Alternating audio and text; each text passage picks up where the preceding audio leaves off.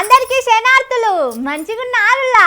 నేనొచ్చేసిన JB infra సమర్పించు మన తీన్మార్. ఇదే అసలు తీన్మార్. మొదలు పెద్ద వార్తలు చూడాలి కదా, చలో పారి. లావు లావు డైలాగులతోని గరం గరం మాటెంక సల్లగైంది దున్నపోతు వ్యవహారం. బై ఎలక్షన్ కాదు ఇది, Congress by by election. KTR పంచులతో మంత్రుల పరేషాన్. ఇంకా అప్పులు కావాలంటున్నాడు రేవంత్. రాష్ట్రాన్ని ఆగం పట్టిస్తున్నాడు తన వంతు. చీరలు ఇస్తారట ఇందిరమ్మ జయంతి నాడు. మళ్ళొక పారి నమ్మేదేవడు.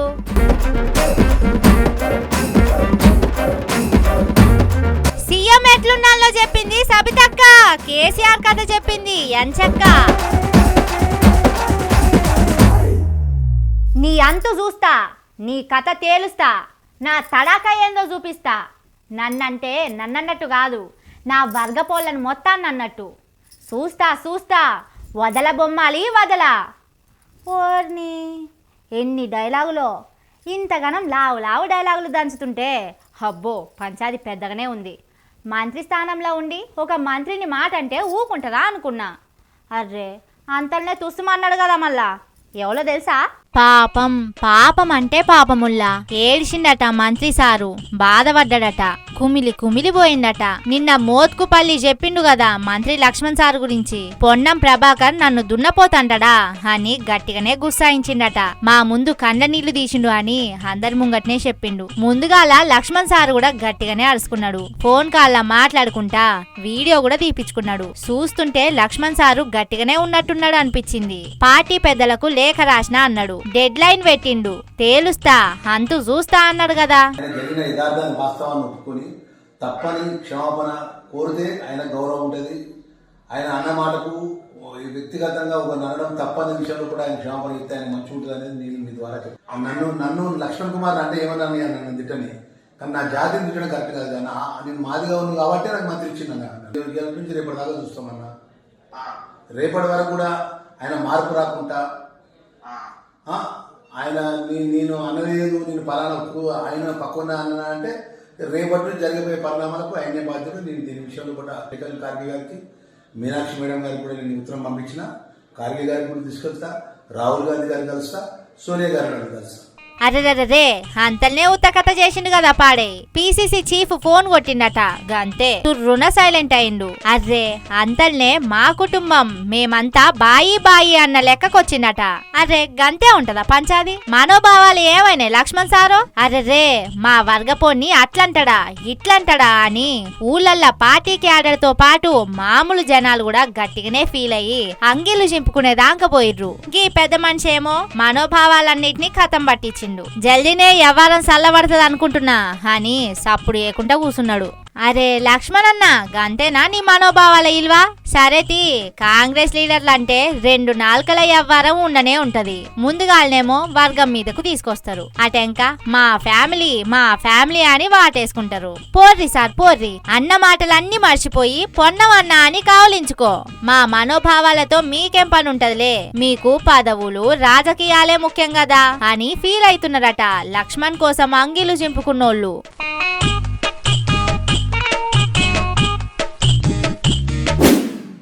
ఏ మూపుతున్నది పో జూబ్లీ హిల్స్ రాజకీయం. గా స్థానిక సంస్థల ఎన్నికలు, సర్పంచ్ ఎన్నికలు అయినాడు సచ్చినాడు చూద్దాం గాని జూబ్లీ హిల్స్ ఎన్నికలకు మాత్రం అన్నీ క్లియర్ అయినాయి కదా. ఇక రాష్ట్ర రాజకీయాలన్నీ గిటు దిక్కే చూస్తున్నాయి.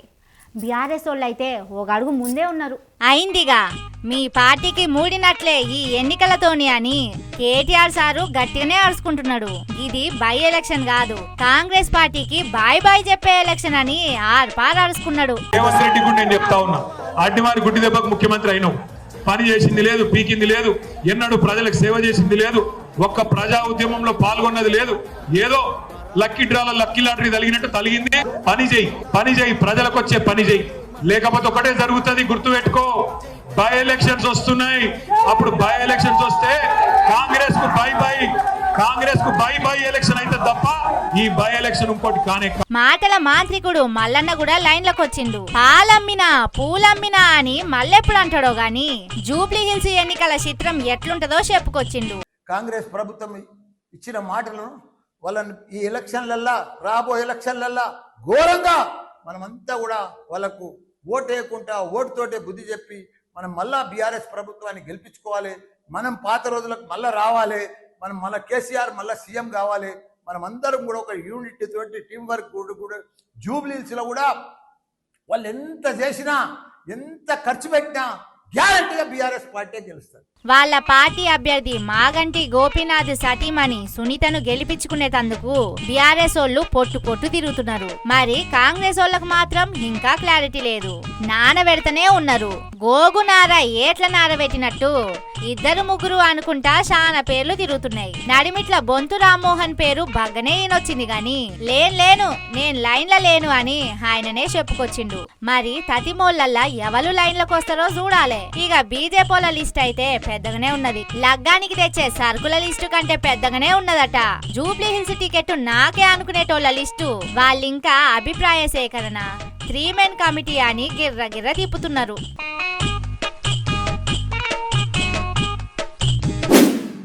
పత్తాలాడేటోళ్ళు, బెట్టింగులు పెట్టేటోళ్ళు, గుండ్లాట ఆడేటోళ్ళ ముచ్చట ఎరకనే కదా ఎట్లుంటుందో. ఎప్పుడు ఒక్కటే ఆలోచన, అప్పు కావాలి, అప్పు అప్పు అప్పు అంటారు. అప్పు కోసం ఎన్ని తప్పులైనా చేస్తారు. అర్రే వాళ్ళు అట్లున్నారంటే అందులో పైసలు పోగొట్టుకుంటారు. ఏం చేయాలో తెలవక నెత్తి పనిచేయక ఆగమాగమవుతారు. వాళ్ళు తప్ప మీ లెవెల్లా అప్పు అప్పు అని కలవరిచ్చేటోళ్ళు ఉండరు కావచ్చు. అగో మళ్ళేదో కావాలట. సారు తిప్పలేందో చూద్దాం పారి. అప్పులేంది గీ తిప్పలేంది. రాష్ట్రాన్ని ఏం చేద్దాం అనుకుంటున్నాడో కదా రేవంత్ సారు. ప్రతి రాష్ట్రానికి కేంద్రం ఒక లిమిట్ పెడుతుంది. దాని పరిస్థితిని బట్టి, వచ్చే ఆదాయాలను బట్టి, అవసరాలను బట్టి ఇంత తీసుకోవాలి, ఇట్లియాలి అని చెబుతుంది. గా లెక్కంతా ఓడిచిపోయింది. ఏడాదికి 50,000 కోట్ల దాకా తీసుకోవచ్చంటే అప్పుడే 48,000 కోట్లు గుంజుకొచ్చిండు సారు. గీ ఢిల్లీ తిరుగుళ్ళన్నీ కేంద్రం నుంచి పథకాలు తెద్దాం, నిధులు పట్టుకొద్దామని గానట్టుంది. అప్పులు తెద్దామని తిరుగుతాడు కావచ్చు రేవంతన్ సారు. ఎక్కడ ఎక్కడ ఎక్కడ ఎక్కడ దొరుకుతుంది అప్పు అని నిద్దట్లా కూడా కలవరిస్తున్నాడు కావచ్చు. బంగారం అసొంటి రాష్ట్రాన్ని బద్నాం చేసేటందుకు బంక పట్టుకున్నట్టే పట్టుకున్నాడు కదా. మళ్ళా సార్ అందుకున్న కొత్త రాగం ఏందట, అప్పు ఆడకొచ్చుకునేటందుకు లిమిట్ ఉండొద్దట. నాకు శానా అప్పు కావాలి అని ఆర్బీఐకు రిక్వెస్ట్లు పోతున్నాయట రాష్ట్రం కెంచి. ఒక దిక్కుకెంచేమో అప్పులు తెస్తున్నాడు, ఇంకో దిక్కేమో భూములు అమ్ముతున్నాడు. రాయదుర్గంలో భూముల వేలం చూస్తూనే ఉన్నాం కదా. 100 కోట్లకు అడ్డంగా అమ్మిండు. ఇంకెన్ని అమ్ముతారో, ఇంకెంత ఆగం పట్టిస్తారో కదా సీఎం సారు. అయినా నాకు ఒక ముచ్చట అర్థం కాదు. గటు దిక్కు బస్సు ఛార్జీలు పెంచుడు, ఇటు దిక్కు భూములు అమ్ముడు, ఇంకో దిక్కేమో అప్పులు తెచ్చుడు. ఈ పైసలన్నీ ఎటుపోతున్నాయి? ఆడోళ్లకు 2,500 ఇచ్చిండా? లేదు. పెళ్ళైన ఆడవిళ్లకు తులం బంగారం ఇచ్చిండా? గది లేదు. పింఛను 4,000 చేసిండా? గా సోయే లేదు. రైతు భరోసా ఏమన్నా సక్కగిస్తున్నాడా? 15,000 అని 3,000తోని మజాక్లాడుతున్నాడు. గా ఇచ్చేదన్నా సక్కగిస్తలేడు. మరి ఖజానాకొచ్చే పైసలన్నీ పొతం పెట్టి కూడా ఇన్ని తెస్తున్నారంటే గా ఖజానాకేమన్నా బొక్కబడ్డదంటారా? మూసి వరదల ఏమన్నా కొట్టకపోయిందా ఎట్టా? అప్పులు సల్లగుండా అప్పులు కావాలన్నట. అప్పులు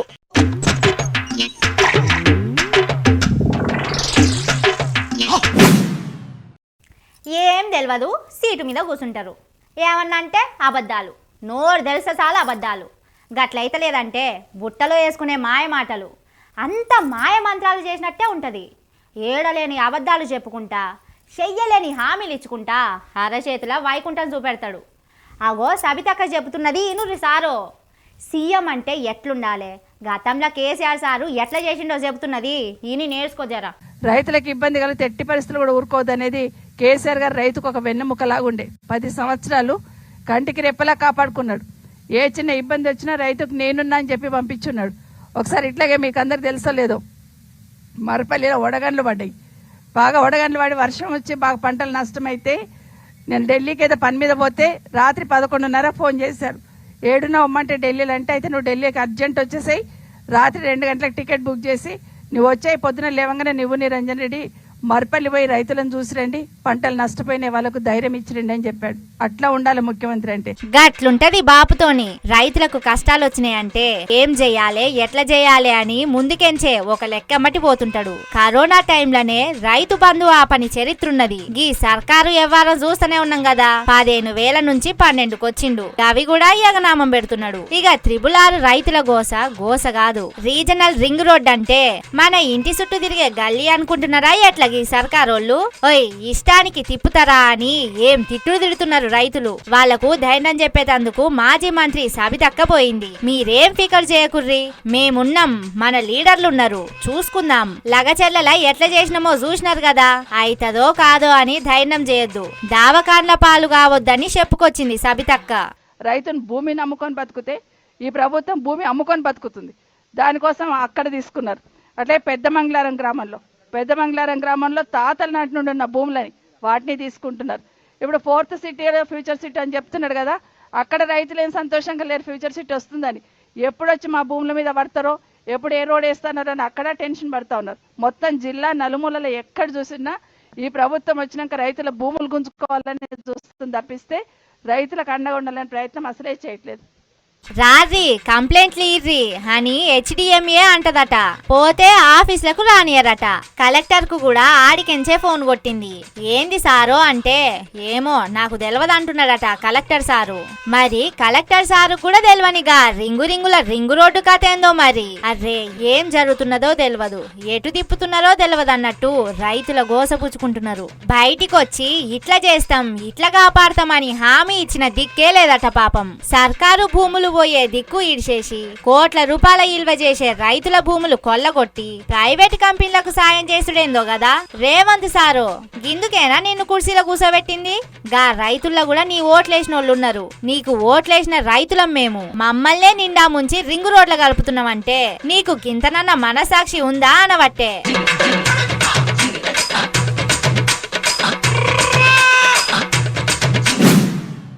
భయం లేని కోడి బజాట్ల గుడ్డు పెట్టిందట.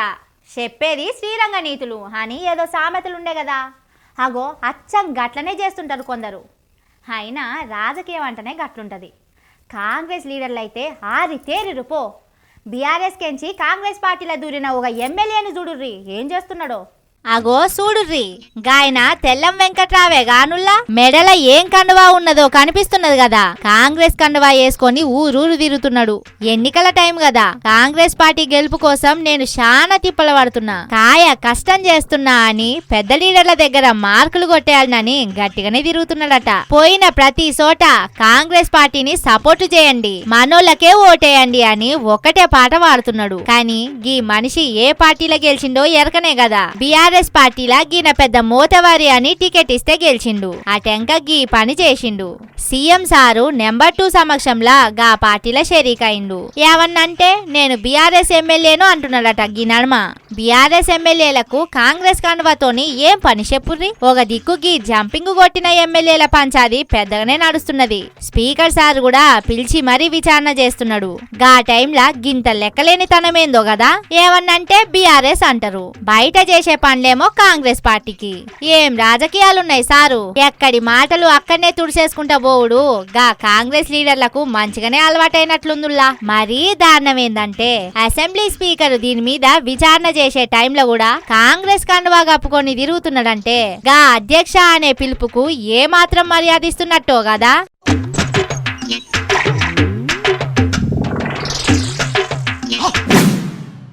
తెలుస్తున్నదా అనుల్లా? తెలిసొస్తున్నదా కథ?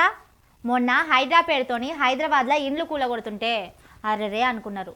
కొంతమంది అయితే ఆక్రమించుకుంటే కూలగొట్టరా అని కథలు పడ్డారు. ఇప్పుడు అందరికీ ఎసరు పెట్టుకొస్తున్నాడు సీఎం సారు. బస్ ఛార్జీల పేరుతోని జేబులు కథం పట్టిస్తున్నాడు కదా. ఏముంది 10, 20 రూపాయలేగా అని అనిపిస్తుంది. నెల రోజులు పోయినాక అర్రే పైసలన్నీ కథమైనాయి, పైసలు ఎటు పోయినాయి అని అనిపిస్తుంది. అటెంక గీ బస్సులకే నెల సంపాదన పెట్టాల్సి వస్తున్నది అనే దానికి వస్తుంది. అగో గదే ఆడుచుకున్నారు బీఆర్ఎస్ లీడర్లు. అన్నా ఏం సంగతి, రేట్లు పెంచిరు కదా. ఏముందిలే, పైసలదేముంది, ఇచ్చి పడేద్దాం అనుకుంటున్నారా? ఓరి నాయనా, గీ ఛార్జీలేందిరా అనుకుంటున్నారా అని బీఆర్ఎస్ పార్టోళ్ళు జనంలో పడ్డారు. ఏసీ కారుల్లో తిరిగే లీడర్లు కూడా జనం గోసలు అరుచుకునేటందుకు, ప్రయాణికుల బాధలు తెలుసుకునేటందుకు బస్సులు ఎక్కిర్రు.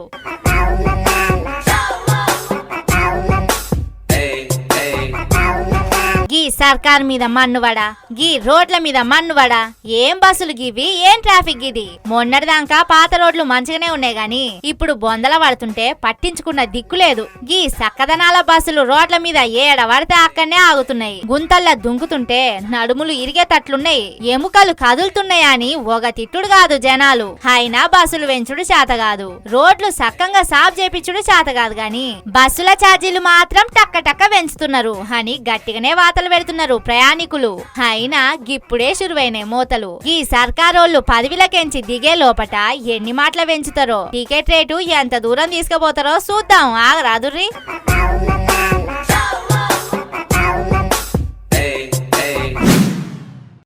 ఊరించి ఉగాది నాడు బూరిచుట్లా రేవంత్ సార్ తర్వాతనే ఎవరైనా ఎంత ఆశపడ్డారో కదా. అరే గింతనన్న సోయి ఉండదా గీ సర్కారోళ్లకు? మా ఆడోళ్లకు చీరలు ఇస్తాం, గారెలు ఇస్తామని అంత ఉత్త కథే చేసిరు. సరే టీ, ఇలా నమ్ముకున్నది ఎవరు కానీ అనుకున్నారు అంతా.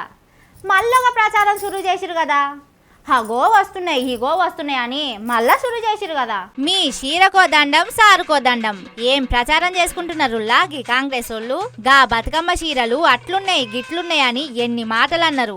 ఈ తాప క్వాలిటీ చీరలు ఇస్తాం, కాస్ట్లీ చీరలు ఇస్తామని ఊరిచ్చిర్రు. ఊరిచ్చి ఉత్త కథనే చేసిర్రు. మొత్తానికైతే మొన్న బతుకమ్మ కూడా సర్కారు ఇచ్చే బతుకమ్మ చీరలు లేకుంటేనే పోయింది. మళ్ళా ఇప్పుడు ఇంకో ప్రచారం షురు చేసిర్రు. చీరలు తయారైనాయి, ఇక పంచుడే ఆలస్యం ఉన్నదని మొదలుపెట్టిరు కదా పాడే. ఈ తాప ఏమంటున్నారో ఎరకనేనా, ఇందిరమ్మ జయంతి నాటికి ఇస్తారట చీరలు. మరి ఇందిరమ్మ జయంతికి చీరలు వంచుడేందో, గా కథేందో కాంగ్రెస్ వాళ్ళకే తెలవాలి. బతుకమ్మ అంటే పూల పండుగ, ఆడోళ్ళంతా కొత్త కొత్త చీరలు కట్టుకొని బతుకమ్మ ఆటలాడుతుంటే ఎంత మంచిగుండేటిది. గాసొంటి బతుకమ్మ పండుగని ఇడిచిపెట్టి ఇందిరమ్మ జయంతికి చీరలు ఎందుకు ఇస్తామంటున్నారో వాళ్ళకే తెలవాలి. గవి కూడా మహిళా సంఘాలకే ఇస్తామని మళ్ళీ ఇంకో మాట. మొన్నటిదాకా మహిళా సంఘాల అంతా ఆశతోని చూసిరు.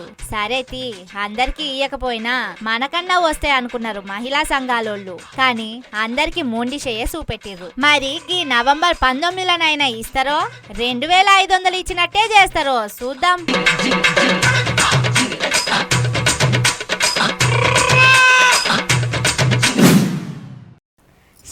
చెప్పి నా నోరు నొస్తుందని నేనే అనుకుంటా. ఈ సర్కారోళ్లకు ఎంత చెప్పినా ఇంటలేరు, ఎంత తిట్టినా పట్టించుకుంటలేరు అని అనుకుంటా. ఇదంతా నాకే అనిపిస్తుందా అంటే, ఒక పెద్ద మంజుడుర్రి ఎట్లా తిట్టి పోస్తున్నదో. నల్లా తిప్పితే నీళ్ళు వస్తలేవట. ఊకుంటారా వానాకాలంలో కూడా నీళ్లు రాకుంటే? ఏం చేతగాని ప్రభుత్వం ఉన్నది చూడుర్రి అని ఏం అరుచుకున్నది పోర్రి. పెద్దమ్మ నువ్వు దంచిగా ఆగు, పెద్దమ్మ ఆగు. నీళ్ళ బిందె ఎత్తుకొచ్చి మొగలకు పువ్వు వండి పెట్టాలంటే మాకు ఎంత ఇబ్బంది అవుతుంది, ఎంత ఇబ్బంది. నీళ్ళు అంటే పిల్లల తల్లు కొట్టుకుంటున్నాం, పీకులాడుకుంటున్నాం. ఓ పెద్దమ్మ నీకే చెప్తున్నా, ఆగమంటే ఆగవు. మళ్ళా తిట్టి దూపైతే నీళ్లు కూడా లేవు, అన్ని ఖాళీ బిందెలే ఉన్నాయి. ఆహా ఏం దంచుతున్నది కదా. దసరా పండుగకు రోట్ల పిండి దంచినట్టే ఉన్నది చూస్తుంటే. ఓ రేవంత్ సారు సీదా నిన్నే అంటున్నది చూసుకో జరా. స్థానిక సంస్థల ఎన్నికల్లా గిట్లొచ్చి గా పెద్దమ్మ ముందుకు పోయిర్రంటే కాంగ్రెస్ వాళ్ళను పొరక పట్టుకొని పొట్టు కొట్టేటట్టున్నది. గా ఊళ్ళే సర్పంచ్ ఎన్నికలు వస్తే కాంగ్రెస్ పార్టీ తరపోళ్ళు ఏ మోఖం పెట్టుకొని పోతారో కదా ఓట్లు అడిగేటందుకు. అందరు కూడా ఒక్కటే మాట మీద ఉన్నారు. ఇంకేమన్నా మిగిలితే కథం చేయి పెద్దమ్మ. ఎన్ని రోజులకున్నా మాకు ఇంతకు ముందు ఎట్లా జరిగిందో, నీళ్ళ సవాలు ఎట్లా జరిగిందో, ముసళ్ళ పాయలు ఎట్లా వచ్చినావు, బియ్యం ఎట్లా వచ్చినావు, అవన్నీ గడ్డకు సవాలు రావాలి. అట్లా వస్తేనే మేము మళ్ళా కానీ ఓటు అని రావాలి మా దగ్గరికి, లేకపోతే రావద్దు. మేము ఇట్లనే అడుగుతాం, నిలబెట్టి మరీ నిలబెట్టి అడుగుతాం. నిన్న మొన్నటి సంధి చూస్తూనే ఉన్నాం కదా, నాగర్ కర్నూలు జిల్లా దిక్కు నీళ్లు లేవ్వట. గటు దిక్కేనట గీ పెద్దమ్మది కూడా. అమ్రాబాద్ మండలం ప్రశాంత్ నగర్ లా నీళ్లు లేక రోడ్డెక్కిర్రు. నీళ్లే కాదు, పింఛను సక్కంగా వస్తలేదు, కరెంటు సక్కంగా ఉంటలేదు అని అన్ని చదివింది. కేసీఆర్ హయాంలా రాష్ట్రం ఎట్లుండే, ఎన్ని పథకాలుండేటి, అన్ని టయానికి వచ్చే. ఇప్పుడేమో అన్ని బొందబెట్టిర్రు. అప్పట్లా కేసీఆర్ సార్ ఇచ్చినట్టు ఇస్తేనే ఓట్లేస్తామని 3 ముక్కల్లా తేల్చి పడేసింది. గా పెద్దమ్మ మాటల ఇనుర్రి. మీ స్థాయికి కేసీఆర్ ఏలువడ్ల ఇచ్చిన దానికంటే ఎక్కువ ఇచ్చుడు శాతగాదులే అని ఫిక్స్ అయినట్టుంది. అందుకే కనీసంలా కనీసానికి గా సారు లెక్కనన్న ఇయుర్రి అంటుంది.